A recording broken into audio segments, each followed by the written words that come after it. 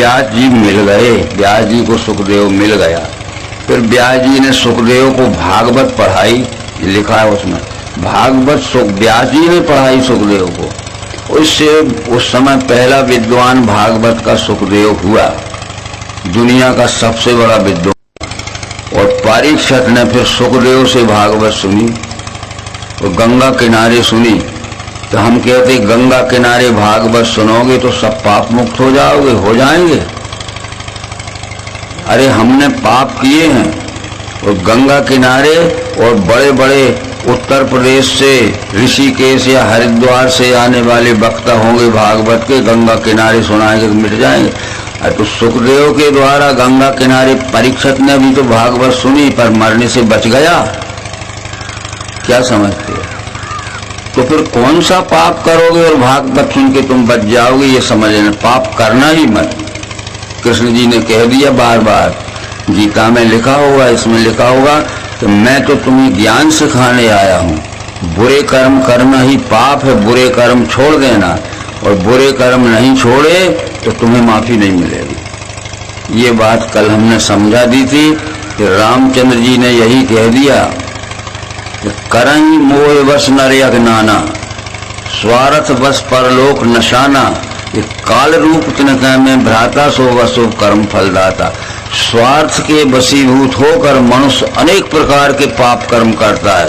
उनको पाप कर्म की कठोर सजा देने के लिए मैं काल के समान कटू। काल जानते हो नहीं, सबसे बड़ा निर्दयी, वो नहीं छोड़ता। फिर तो ऐसे बहुत से इतिहास होंगे, इतिहास खोजना पड़ेगा मित्रों। अध्यात्म रामायण में लिखा है और हम प्रमाण देते हैं, आप स्वयं पढ़िए उन ग्रंथों को। अध्यात्म रामायण पार्वती जी को शंकर जी ने सुनाई है। शंकर जी की पत्नी का नाम था पार्वती। पार्वती ने कहा कि मैं अपने पिता के घर से जब आई थी तो मेरे में बहुत अंधविश्वास भरे थे। अरे आपने धीरे धीरे धीरे धीरे मेरे सब अंधविश्वास निकाल दिए। पर एक बात जरूर रह गई है कि मुझे दो भ्रम हैं, दो भ्रम हैं। दो भ्रम क्या हैं कि पहले तो आप ये बताइए कि पुनि प्रभु कहो सो तत्व बखानी जिहि विज्ञान मगन मुनि ज्ञानी। उस परमात्मा के विषय में समझाइए जिसका विज्ञान हो जाने पर शुद्ध हृदय वाले योगी परम आनंद में पहुंचते। ये पहला प्रश्न है पार्वती का, ये देवियां भी सुनेंगी सब। और दूसरा प्रश्न है कि भक्ति ज्ञान विज्ञान विरागा पुण्य सब वर्णहु सहत विभागा। आप समझ गए दो प्रश्न? क्या समझ गए हमें बताओ। ऐसा हम सिर हिलाते रहोगे हम नहीं मानेंगे। बस यही तो सुनना सुनाना होगा। और यहाँ से जाते समय आप कहते जाओगे कि मेरा तो कुछ है नहीं, जो कुछ है सो तेरा, और तेरा तुझको दे चले क्या लागत है मेरा, है? ऐसा नहीं। पार्वती ने कहा कि जब मैं अपने पिता हिमांचल राज के गृह से आई थी तो मेरे में बहुत से अंधविश्वास भरे थे, बहुत सा ज्ञान भरा था, पर धीरे धीरे धीरे मेरा सब अज्ञान और अंधविश्वास निकाल दिया। दो प्रश्न रह गए। पहला प्रश्न है कि पुनि प्रभु कहो तो तत्व बखानी जी विज्ञान मगन मुनि ज्ञानी। उस परम तत्व परमात्मा के विषय में समझाइए जिसका विज्ञान हो जाने पर ये शुद्ध हृदय वाले योगी परम आनंद में पहुंचते। और दूसरा प्रश्न है कि भक्ति ज्ञान विज्ञान विरागा पुण्य सब वर्णों सहत विभागा। फिर विश्व रूप परमात्मा की भक्ति ज्ञान विज्ञान वैराग के सहत कैसे की जाती है, मुझे फोड़ फोड़ के समझा दीजिए, पृथक पृथक करके समझा दीजिए। तो शंकर जी ने क्या उत्तर दिया? धन्य है पार्वती, ये तेरे सब भ्रम निकल गए, पर केवल परमात्मा जानने का और अनन्य भक्ति जानने का प्रश्न किया है। शंकर जी ने कहा कि उमा जे राम चरण रत विगत काम मत क्रोध, निज प्रभु में देखें जगत काशन करेंगे।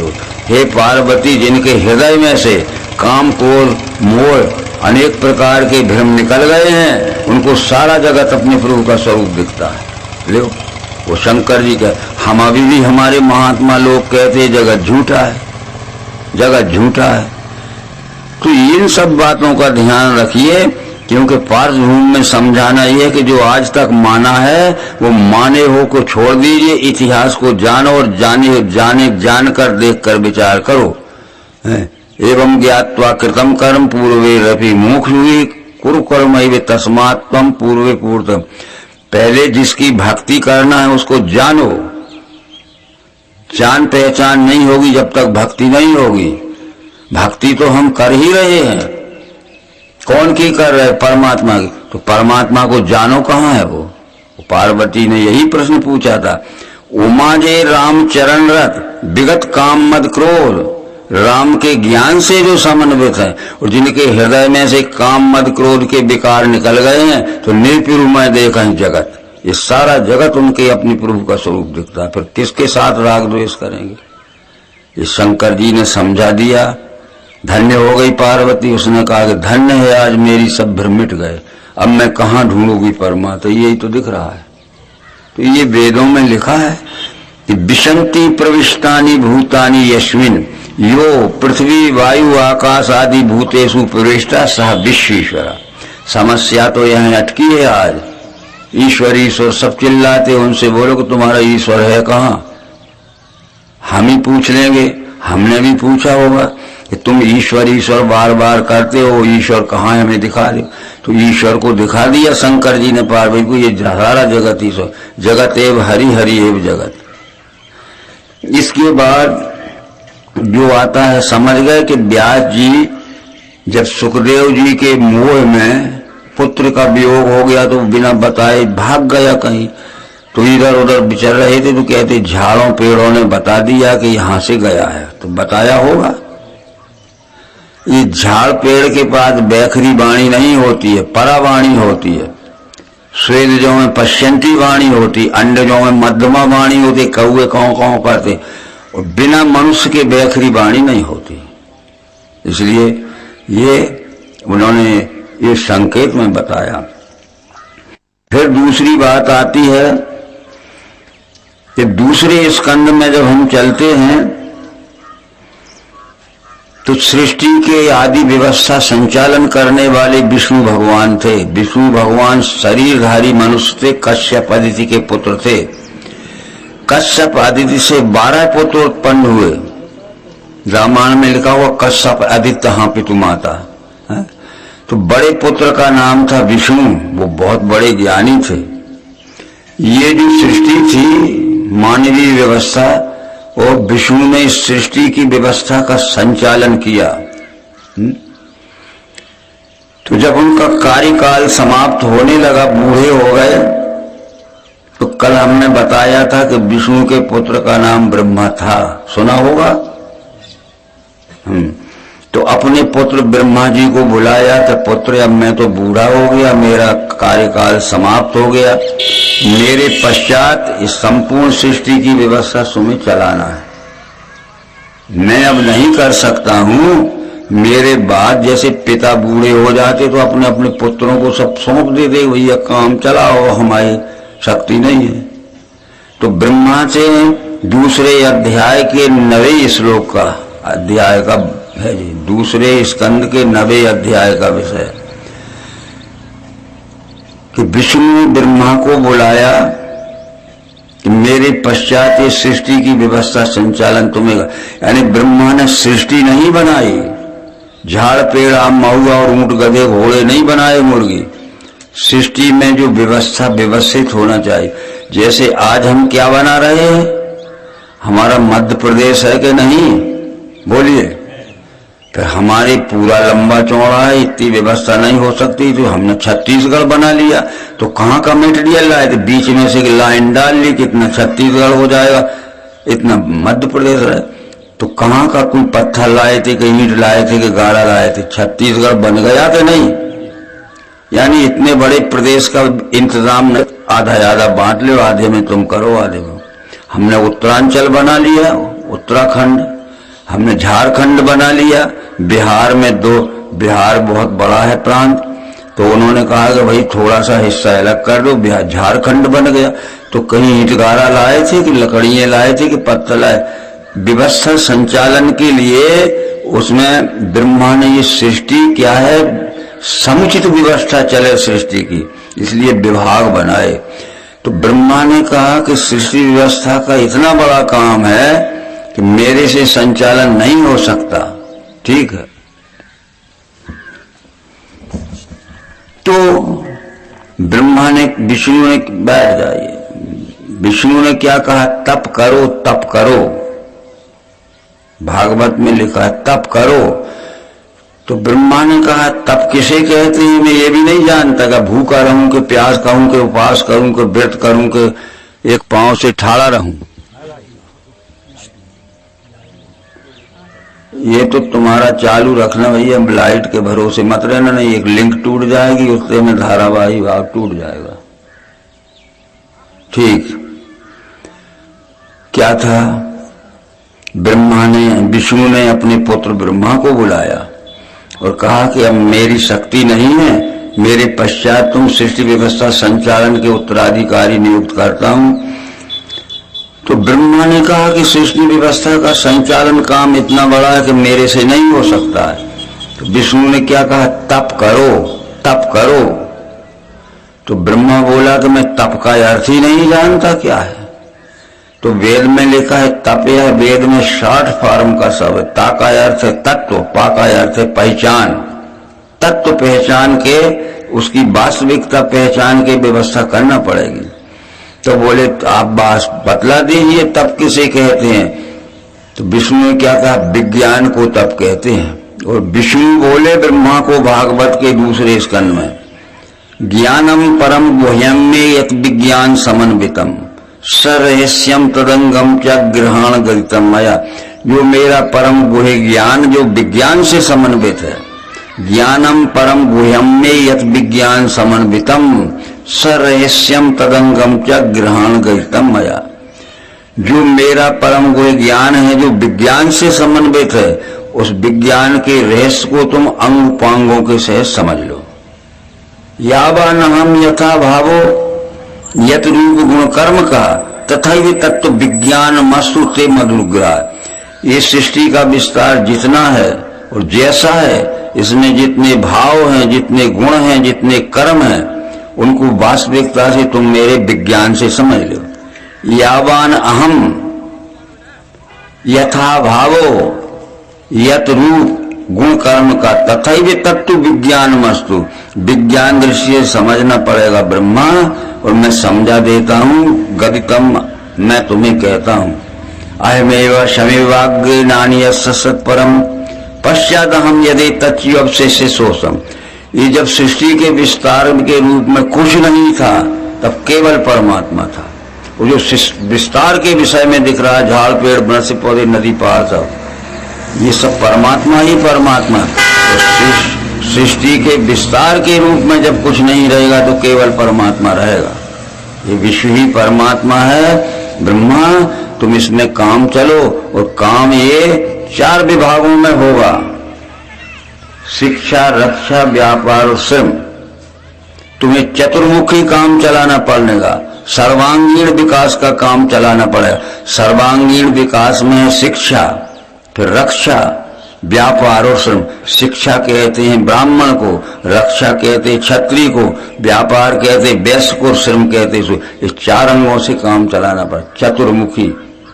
तो हमने गलत समझा, उसके धड़ पे 4 सिर लगा दिए। चतुर्मुखी कार्य यह है कि शिक्षा, रक्षा, व्यापार, श्रम 4 वर्ण का काम है। इसलिए सर्वांगीण विकास यानी इस सारे संसार का काम आज भी शिक्षा के 4 विभागों में। यदि संसार में शिक्षा देने वाले न हो, अमेरिका हो, रूस हो, ऑस्ट्रेलिया हो, यूरोप हो, भारत, एशिया हो, शिक्षा देने वाले न हो तो क्या काम होगा? अच्छा, शिक्षा देने वाले भी हैं, पर न्याय रक्षा करने वाले जज और पुलिस न्यायाधीश न हो तो क्या काम होगा? और फिर व्यापार करने वाले अपन बड़ी बड़ी फैक्ट्रियां चलाते, खेती बाड़ी, अनाज उपार्जन करते, यंत्र बनाते, और फिर श्रम करने वाले। तो शिक्षा को ब्राह्मण कहते हैं, रक्षा को क्षत्रिय कहते हैं, व्यापार को वैश्य कहते हैं, और श्रम विभाग को शूद्र कहते। इस सर्वांगीण विकास यानी चतुर्मुखी। तो चतुर्मुखी को धड़ पे 4 मुंह लगा दिए, ये फोटो बना दी। क्या आदमी के एक धड़ पे 4 सिर हो सकते हैं? तुम मान लिया कि हो सकते हैं। परमात्मा क्या नहीं कर सकता?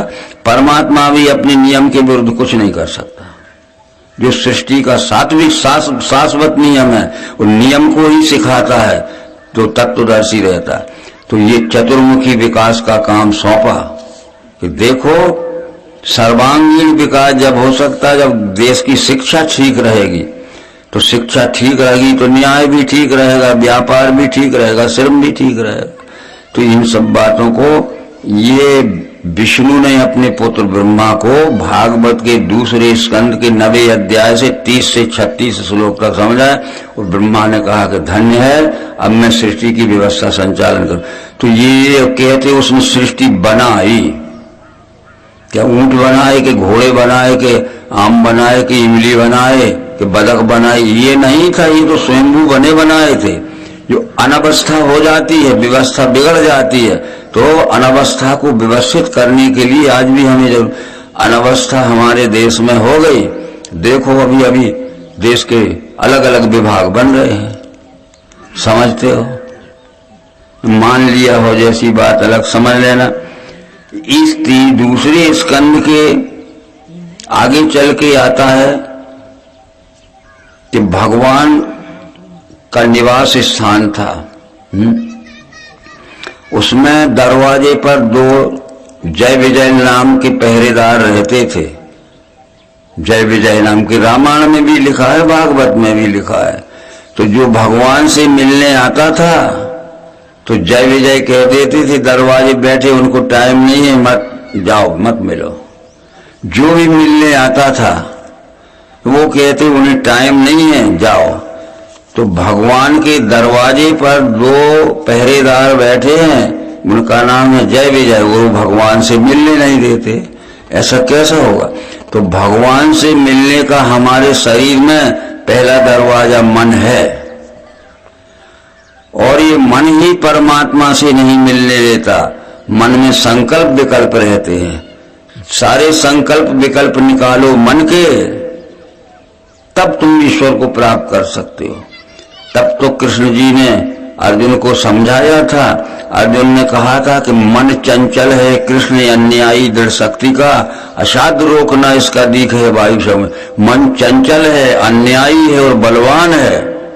ये मन ही तो मुझे भक्ति में नहीं जाने देता, भक्त मन ही तो मुझे ज्ञान में नहीं जाने देता। किसने कहा? लो हरिहर, एक आध तो बोलो कोई। अर्जुन ने कृष्ण जी से कहा कि मन चंचल है कृष्ण, अन्यायी दृढ़ शक्ति का, असाध्य रोकना इसका दीख है वायु समुझ। अरे मेरा मन चंचल है, अन्यायी और बलवान है? इसलिए ये ज्ञान नहीं होने देता, मन का रोकना असाध्य मेरे लिए। तो कृष्ण जी ने उत्तर दिया कि फिरता रहे नहीं बैठे मन, ये पार सत्य है, क्योंकि इसमें संकल्प जय है और विकल्प भी जय है। जय विजय में संकल्प का नाम जय है और विकल्प का नाम विजय। संकल्प विकल्प में तो पढ़े हैं, अब आप भी संकल्प विकल्प में पढ़े होंगे कि 10 महात्मा पहले आए होंगे तो कहोगे वो ऐसा कहता था, ये ऐसा कहते हैं, वो ऐसा कहता था, ये ऐसा कहते हैं, इसी संकल्प विकल्प में रह गए। तो सारे संकल्प विकल्प निकालो मन के, क्या लोगे प्यारे बड़े आदमी बन के। तो गीता में लिखा है संकल्प सभी त्यागे योगारूढ़ से कहा। तो फिर हम मन के विचारों में लगे रहेंगे तो विश्वरूप का निश्चय नहीं हो सकता। यानी मन पहला दरवाजा है और उस पर संकल्प बिछाए बैठे, मन ही तो नहीं होने देगा। फिर देखा जाएगा बुढ़ापे में ज्ञान। अब बुढ़ापे में क्या देखोगे? अब कान में सुन नहीं पड़ता, आंखों में दिखाई नहीं देता है, अब कब बुढ़ापे में देखोगे? जो कुछ करना है ज्ञान प्राप्त करो, जवानी में करो, नहीं अब सुनाई देता है, दिखाई देता, बुद्धि में समझदारी होती, अकल होती। इस तरह से उनको शराब दी गई थी जय विजय को कि तुम रावण और कुंभकर्ण हो जाओ। तो जो मन के विचार से चलेगा, संकल्प विकल्प में पड़ा रहेगा, उसको निश्चय होगा नहीं। तो उनको क्या शराब दी थी कि तुम रावण कुंभकर्ण हो जाओ। तो जब वो घबरा गए कि हमें शराब दी कि तुम रावण कुंभकर्ण हो जाओ, तो उन्होंने प्रार्थना की, इतनी ज्यादा शराब क्यों दे दी आपने, हमारा उद्धार तो करो। तो फिर ये कहा कि अब एक बात है, जो शराब तो झूठी होती नहीं है, तुम रावण कुंभकर्ण हो जाओगे जब, तो मैं राम बन के आ जाऊंगा तो तुम्हारा उद्धार कर दूंगा। मार दूंगा रावण और कुंभकर्ण को। समझ रहे हो, ये सब लिखा है इसमें, घर में पढ़ो। ये कथाएं नहीं दिखाई जाती हैं। अच्छा, फिर इसके बाद जो है ये दूसरे स्कंद के आखिर में आया है कि मनु और शत्रुपा थे। मनु और शत्रुपा के दो पुत्र थे। क्या था नाम एक का? उत्तानपाद, और दूसरे का नाम था प्रियव्रत। एक पुत्री थी और भी होंगी पुत्री, जिसका नाम था देवहूति। ये रामायण में आ गया, ये भागवत में भी लिखा है। क्योंकि ये बात समझ लेना कि अभी परीक्षित ब्याह उससे सुखदेव जी से कहते मुझे इतिहास सुनाओ पहले, ठीक है? तो ये इतिहास पूछ रहा है, तो सुखदेव जी इतिहास भी सुना रहे। फिर ये पूछेगा आगे की बात, कृष्ण का जन्म। ठीक बात है, क्योंकि ये बहुत बाद में पैदा हुए। परीक्षित भी सुखदेव जी, तो उनको मालूम होना चाहिए। सुखदेव जी को व्यास ने सुनाई थी भागवत, तो इस तरह से कृष्ण चरित्र पूछेगा फिर परीक्षित सुखदेव से। तो रामायण में लिखा है कि ये देवहूति कर्दम ऋषि को ब्याही थी। देवहूति पुनि राजकुमारी, जो मुनि कर्दम की प्रिय नारी, आदिदेव प्रभु दीन दयाला, जठर करे जो कपिल कृपाला, सांख्य शास्त्र जिन प्रकट बखाना, तत्व विचार निपुण भगवाना। ये 6 शास्त्र हैं जिनमें सबसे श्रेष्ठ है सांख्य शास्त्र। सांख्य शास्त्र का मतलब है, उस शास्त्र का नाम सांख्य शास्त्र क्यों रखा कि सब बातें उनने संख्या में गिन के समझाई, काउंटिंग करके समझाई। जैसे वो कहते हैं ज्ञान गे परिज्ञाता कर्म प्रेरक तीन प्रकार का ज्ञान होता है, 3 प्रकार के कर्म होते और 3 प्रकार के कर्म करने वाले आदमी होते। कोई तमोगुणी होते, कोई रजोगुणी होते, कोई सतोगुणी होते। ज्ञान भी 3 प्रकार का होता है, सत्वगुणी ज्ञान, रजोगुणी ज्ञान, तमोगुणी ज्ञान। इंद्रियां कर्म करता, ये 3 है कर्म संग्रह। तो इसमें 3 प्रकार का ज्ञान जो समझाया था कपिल ने, कि जिस ज्ञान से भिन्न भिन्न भूतों में सब एक ही अनासी भाव को देखे वो जानो ज्ञान सात्विकी। जिस ज्ञान के द्वारा संपूर्ण चराचर सृष्टि में एक ही परमात्मा दिखता है वो है शुद्ध ज्ञान, वो है सतोगुणी ज्ञान। और जो ज्ञान द्वैत को लेके भूतों में सब भिन्न है, अनेक भाव ये देखे वो जानो ज्ञान राज। और जो रजोगुणी ज्ञान है वो कहेगा कहीं बैकुंठ में रहता है परमात्मा, कहीं क्षीर समुद्र में रहता है परमात्मा, कहीं पाताल में रहता है परमात्मा, कहीं साकेत लोक में रहता है। ये बातें जो हैं ये सब आ चुकी हैं भागवत में, जैसा कि तुलसीदास ने भी लिखा है। जब रामचंद्र जी का अवतार नहीं हुआ था तब मानते थे लोग, बड़े बड़े विद्वान कि परमात्मा है, पर जानते नहीं थे कहाँ है। ये रामायण आपने पढ़ी होगी, वही रामायण से समन्वित ये कथा इसमें आती है। जब रामचंद्र जी का अवतार नहीं हुआ था तब मानते थे सब कि परमात्मा विश्वरूप है, पर जानते नहीं थे कहाँ है। तो हमने पढ़ा उसमें कि सुरमुनि गंधर्वा मिलकर सर्वा गए विरंच के लोका, देवता मुनि देव ऋषि महर्षि ब्रह्म ऋषि बड़े बड़े ज्ञानी इकट्ठे मिलजुल कर ब्रह्मा जी के पास गए और बैठे सब सुर कहीं विचारा। सब मिलजुल कर इकट्ठे बैठकर विचार करने लगे कि कहाँ पाइए प्रभु कहीं पुकार। अरे वो परमात्मा कहाँ मिलेगा जिसको पुकार के बुला लें या हम दौड़ के चले जाएं। तो एक पंथाई बोले अधूरा ज्ञान रहता है पर अपने अभिमान से अपने को पूरा ज्ञानी समझ लेता है, और हम भी अज्ञानी रहते वो अधूरे को भी हम पूरा ज्ञानी समझ के चेले बनते जाते। एक बोले इस समय तो परमात्मा बैकुंठ में रहता, वहां चलना पड़ेगा, पूरा बैकुंठ जान कहे कोई। दूसरे बोले नहीं, मुझे मालूम है वो क्षीर समुद्र में रह रहा है, आराम कर रहा है। कोई कहे पैनिधि में बस सोई, पैनिधि यानी क्षीर समुद्र। तीसरे बोले नहीं, राजा बलि ने 100 यज्ञ पूरे कर लिए हैं, जो 100 यज्ञ पूरे कर लेता वो इंद्र पद का अधिकारी हो जाता। इंद्र को डर लग गया कि मेरा पद छुड़ जाएगा, इंद्र राजा बलि को मारना चाहता है, तो परमात्मा ने राजा बलि को लेकर पाताल के कमरे में बैठा दिया है और दरवाजे पे बैठा रखवाली कर रहा है कि इंद्र घुस न पाए, मैं इसे पाताल में चलना पड़ेगा। चौथे बोले वो तो वहां सातवें आकाश में रहता है। ये हाल था उस वक्त भी, बताइए, ये हाल था उस वक्त भी। सुरमुनि गंधर्वा मिलकर सर्वा गए विरंच के लोका, बैठे सब सुर करहीं बिचारा कहाँ पाइए तू करहीं पुर वैकुंठ जान का है कोई, कोई कहे पहली दिन में सो, पर उसमें एक ही जानकार थे। तो जब पार्वती पति शंकर जी से कहा कि आप चुप क्यों बैठे हो, आप भी तो आए हो सबके साथ, तो वो देवी पार्वती से कहते हैं कि मैं न बोलता उनकी समाज में, मेरी क्या पूछ रही थी। जब मुझे बोलने का मौका दिया गया तो तेही समाज गिरजा में रही अवसर पाए बचन कछु कोई, उस समाज में पार्वती मैं भी था। जब मुझे बोलने को कहा कि आप भी तो सब बताइए, आप कहाँ जानते हो परमात्मा, तेही समाज गिरजा में रही अवसर पाए बचन कछु। अरे देश काल दिस विषयो माही, कहो सो कहाँ जहाँ पर नहीं। अरे प्रभु व्यापक सर्वत्र समाना प्रेम से प्रकट हो में जाए। वो परमात्मा तो सर्वत्र व्यापा हुआ है, समान व्यापा हुआ है। कौन सा देश है जहाँ परमात्मा नहीं, कौन सा काल है भूत भविष्य वर्तमान जहाँ परमात्मा, कौन सी दिशा पूरब पश्चिम उत्तर दक्षिण जहाँ नहीं पर, कौन सी विदिशा है ईशानान्य नैऋत्य जहाँ। वो प्रभु व्यापक सर्वत्र समाना प्रेम से प्रकट हो में जाना। तो समम सर्वेषु भूतेषु तिष्ठन्तम परमेश्वरम विनश्यस्य विनश्यन्तम या पश्यति सा पश्यति। व्याप्त है सम सर्वत्र परमात्मा यह देखते, फिर आत्म प्रेम नहीं पावे वो परम गति, वो पावे परम गति। तो कहाँ ढूंढोगे, क्षीर समुद्र में के बैकुंठ में के पाताल में के उधर सातवें आसमान। तो ये हाल आज अपना हो रहा है। तो ये गलत ज्ञान है। गीता में लिख दिया कृष्ण ने कि जिस ज्ञान से भिन्न भिन्न भूतों में सब एक ही अनासी भाव को देखे वो ज्ञानो ज्ञान साध्य।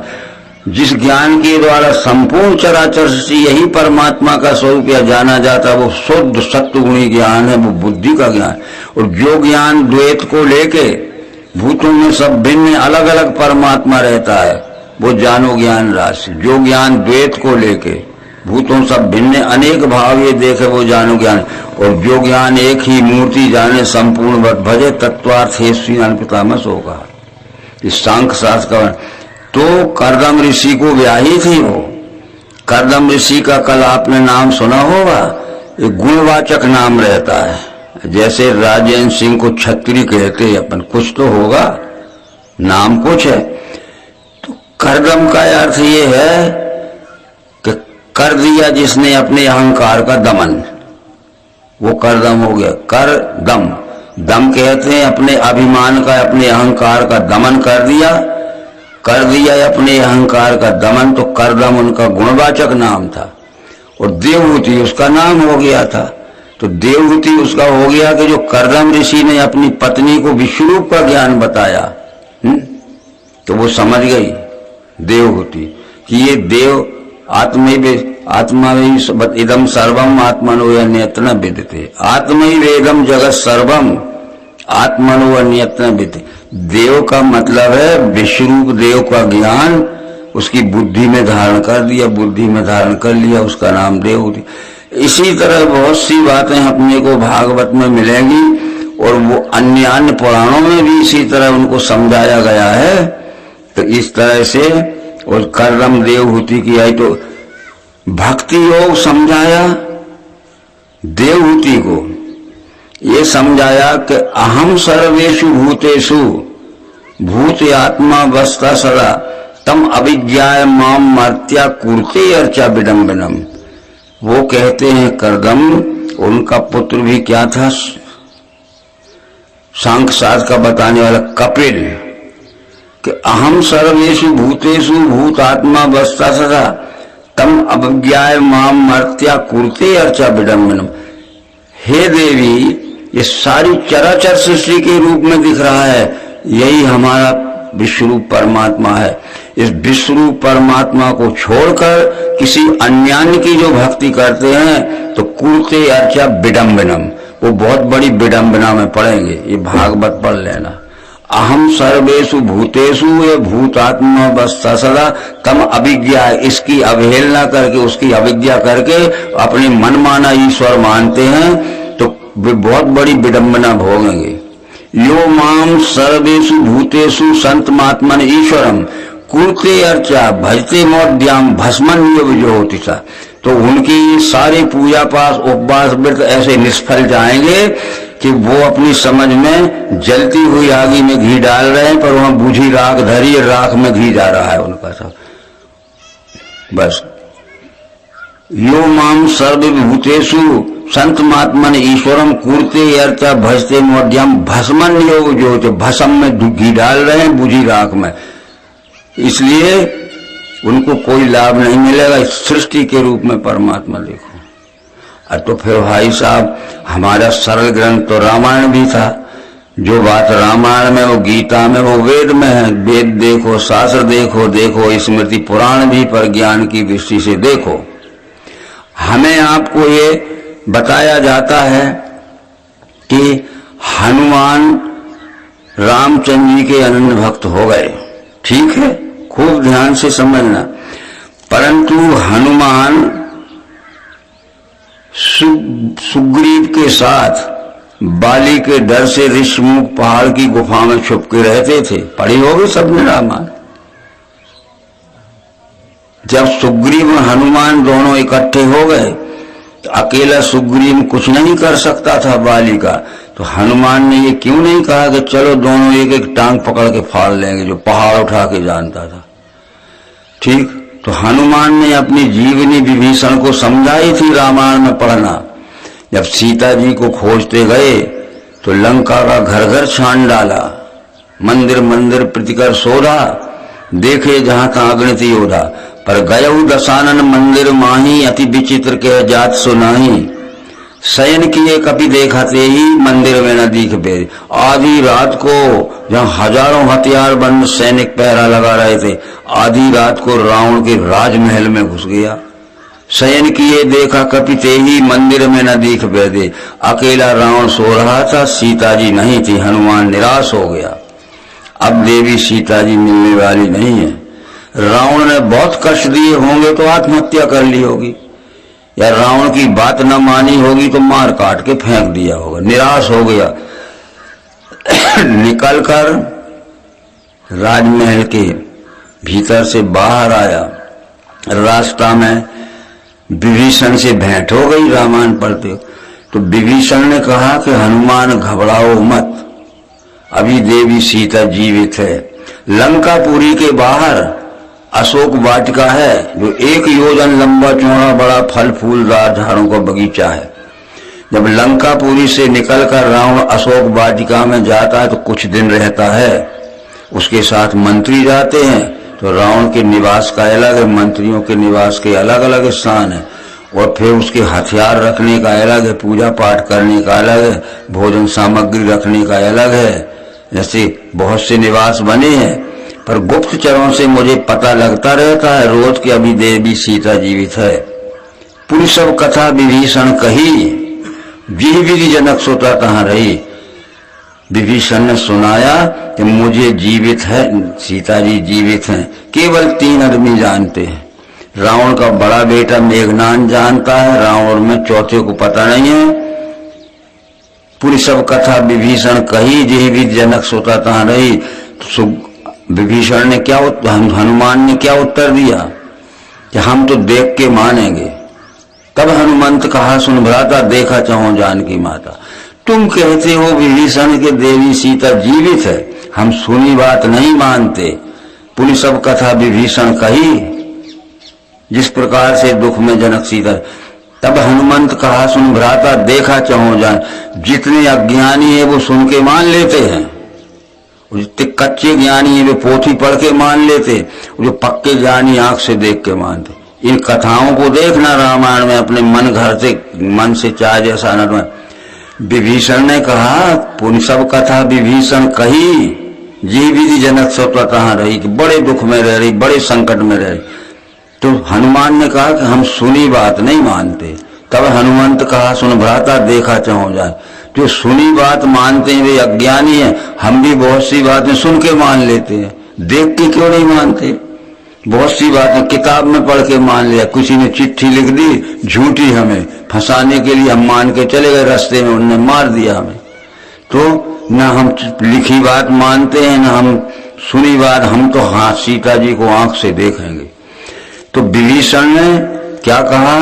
युक्ति विभीषण सकल बताई। क्या युक्ति बताई? ये भागवत में लिखी। क्या युक्ति बताई? कि अशोक वाटिका के भी चारों तरफ 24 घंटे हजारों हथियार बंद सैनिक पहरा लगा रहे। एक संकटकालीन दरवाजा है जिसको 3 व्यक्ति जानते हैं। रावण का बड़ा पुत्र मेघनाद जानता है, रावण या मैं तीसरा भी, चौथे को पर उस दरवाजे से जानना पड़ेगा। उस दरवाजे से जाओगे तो तुम बड़े चुपचाप चले जाना। उस दरवाजे से गए वे और रात का समय होने वाला था। रात भर किसी स्थान पर सुरक्षित छिपके रहना था। तो उसी अशोक वाटिका में एक बहुत ऊंचा अशोक का वृक्ष, सघन पत्ते डालियों का, तो उस पे ऊपर चढ़ गए हनुमान और खूब सघन पत्ते डालियों में छुप के बैठ गए। ये लिखा है रामायण में कि तरु पल्लव में रहा लुकाई, कर ही विचार करो का भाई। जब सवेरे का पहर हुआ तो हनुमान क्या देखते हैं? अशोक वाटिका में से लंकापुरी में अग्निहोत्र वेद पाठ राक्षसा नाम गृह गृह, पर दया धर्म सदाचार राक्षसा नाम विद। राक्षसों के घर घर में वेदों के पाठ हो रहे और राक्षसों के घर घर में यज्ञ हो रहे। वाल्मीकि रामायण के सुंदर कांड के 18वें सर्ग में लिखा है कि ऊपर जो बैठा था सघन पत्ते झाड़ियों में अशोक वाटिका, वो लंकापुरी में क्या देख रहा है कि अग्निहोत्र वेद पाठ राक्षसों के घर घर में वेदों के पाठ हो रहे और घर घर में यज्ञ हो रहे। हनुमान को बड़ा आश्चर्य लगा, ये राक्षस भी वेद पढ़ते हैं, राक्षस भी बड़े बड़े यज्ञ कर रहे हैं, पर ये नंबर 1 के कुकर्मी, दुष्टाचारी, व्यभिचारी, अनाचारी, भ्रष्टाचारी हैं। तो हम भी वेद पढ़ें और हम भी खूब यज्ञ करें और हमारे क्या है छल कपट पाखंड बेईमानी बुरे कर्म न छूटें, तो राक्षसों में हमारे में क्या अंतर? कर लीजिए निर्णय। वो रखिए किताब। तो ये किताबें पढ़ने मात्र से ज्ञान नहीं हो जब तक तत्वदर्शी सद्गुरु न मिले। इसलिए बार बार लिखा होगा कि गुरु 3 प्रकार के होते हैं वेदों में, तत्वदर्शी सद्गुरु, सद्गुरु और गुरु। तत्वदर्शी सद्गुरु उसे कहते हैं जो देखे हुए को दिखाकर कराता है। केवल सद्गुरु को वो कहते हैं कि जो केवल सुनाकर पहचान कर सब में परमात्मा है, परमात्मा सर्वव्यापी है, जय जय अविनाशी सब घटवाई। उनसे पूछो कि आप कहते हो परमात्मा सर्वव्यापी है, तो सर्व के अंतर्गत ये चीज है, इसमें कैसे व्यापा है परमात्मा? अरे वो कहते जैसे सब में व्यापा है ऐसे